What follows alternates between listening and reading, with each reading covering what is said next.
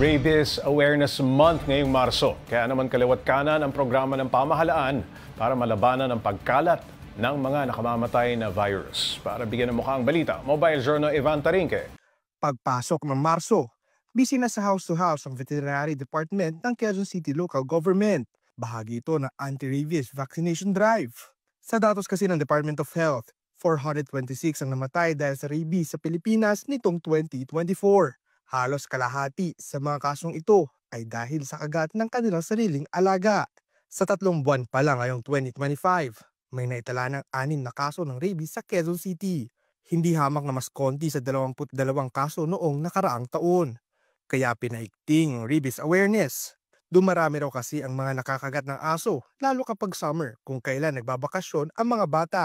At sa oras na makagat o makalmot ng aso o pusa, dapat agad linisin ang sugat. Magpunta rin agad sa Animal Bite Center para sa tamang medikal na lunas. Kapag nakagat po, please seek immediate medical attention. Pumunta po kaagad sa ating bite centers. Hanggat may bakuna po, hindi natin tinataboy ang ating mga bite victims. Bukod sa vaccination drive, mayroon ding rabies awareness talk, libreng kapon, microchipping, at pet education para sa mga fur parents. Lahat ng ito ay bahagi ng programa ng Quezon City Veterinary Office upang palakasin ang responsabling pag-aalaga ng hayop at matupad ang layuning Rabies-Free Philippines ng 2030. Pag meron po tayong nakaschedule na bakuna, make it a priority. Huwag tayong isa-set aside, babalik naman sila.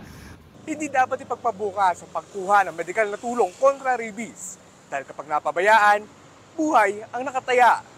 Mobile Journal Ivan Tarinque po, hatid ang mukha ng balita.